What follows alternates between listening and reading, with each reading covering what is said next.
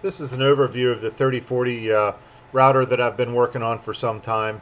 You can see it's mounted on an old Tiffany typewriter table that you could get back in the 60s. I have an old gamepad hooked to it for jogging the axes around. You can see the control box mounted under the left-hand side table with the VFD mounted on the top. This thing's powered by a older E-Machines 2.1 gigahertz computer. You see that little foot pedal down there, you can step on that and it raises the table up so it's on wheels so you can move it around, so that makes it real nice.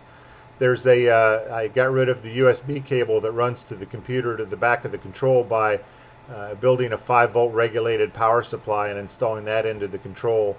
Another thing I had to do early on was replace the wires in all of the wire chains because the stepper motor started acting erratically, and that includes the spindle wire. I had to replace that as well.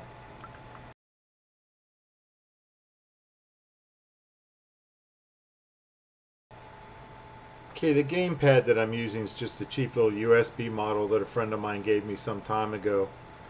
I just plug it in and configure it using joypad and you'll be off and running. I have the gamepad mapped to the X and Y axis, and I have the buttons on the right hand side mapped to the spindle up and down, and the 1 and 4 buttons would be mapped to the jog speed.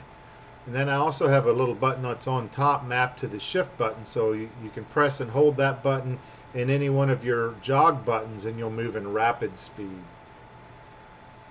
Okay, you want to get joypad installed from the software repositories or find it on Google and download the dev version of that. There's the picture of how I have mine configured. You'll want to configure yours however you want using the whatever buttons mapped to whatever function. Get in the LinuxCNC manual and you'll be able to see what some of the keyboard shortcuts are. Also, don't forget to add joypad to your programs that are auto started whenever you start Ubuntu Linux or your LinuxCNC.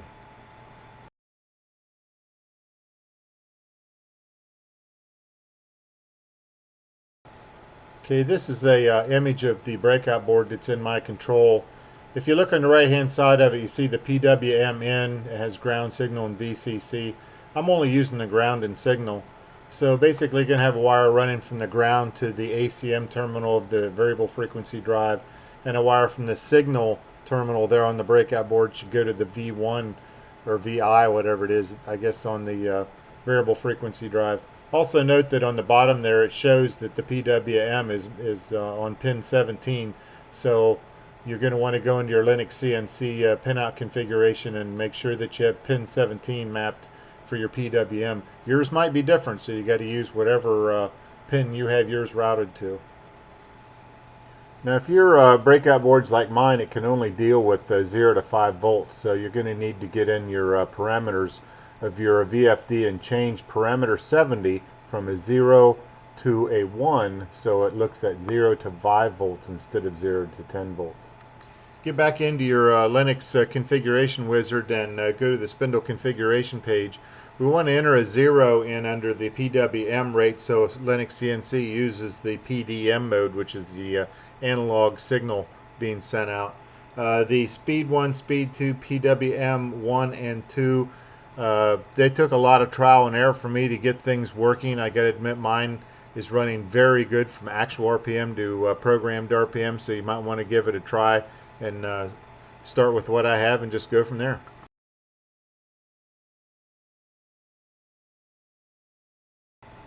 This is the 2-channel relay board that I have mounted in my control panel.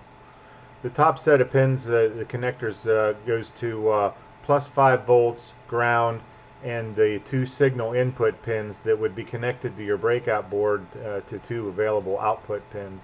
The bottom set of connectors here, we're going to be using the normally open contactors on the relay. We're going to have a small jumper wire going from one relay to the other for the common, and then that would end up going to the DCM. Then we would have the other 2 outputs going to the forward and reverse connectors on the variable frequency drive. This is an image out of the Hyundai User's Manual showing the spindle wiring configuration that we're going to be using. You're going to want to change your parameters 44 to a 2, 45 to a 3, and 46 to a 4.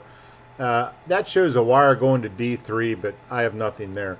I just have my two relays going to forward and reverse, which would be D1, D2, and then DCM is the common.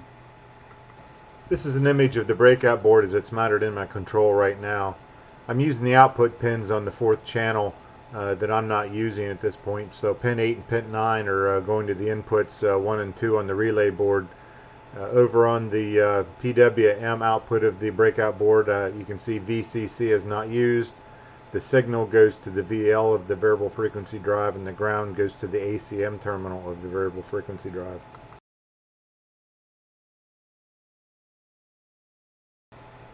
For your homing switches, you're going to want to mount your switches on sturdy brackets. You don't want them to be able to move once they're mounted and you get your soft limits set. So get them babies mounted on a nice sturdy set of brackets, and somewhere we're going to hit the X, Y, and Z axes, and to make sure they're good and solid. These switches are out of an old microwave oven door, safety switches out of a microwave oven, and they work fine and they repeat perfectly, so I've had no issues with them whatsoever. In your LinuxCNC step configuration wizard, you're going to want to set your soft limits. So as you can see in the pictures here, that I have my X at 11 inches, 310 thousandths. The Y is at 16 inches, 200 thousandths. And my Z has 2 inches, 905 thousandths. So you want to get that set to where you're almost out of travel on the opposite end of your homing switches, and that's what you put in that block. That'll be your soft limit. Additionally, you're going to want to set your search velocity. I think I have mine set at 0.2, so make sure you get those set as well. On your breakout board, you need to connect your switches to the breakout board. Now your switches are all wired in series. On my particular breakout board, you can see the two wires that are soldered on the left hand side. That's pin 11. Mine wasn't marked, so I had to figure out which pin number that was. Once you have that connected, get into your LinuxCNC configuration, select the pin that you have it mapped to, and on the drop down menu select Home All. This is the view of the control box with the terminals that I have mounted on there. If you look at the right hand terminal block on the top, you'll see a small ceramic disc capacitor there. I installed that to help filter out some switch bounce that I was getting, and it really did improve the accuracy of those switches.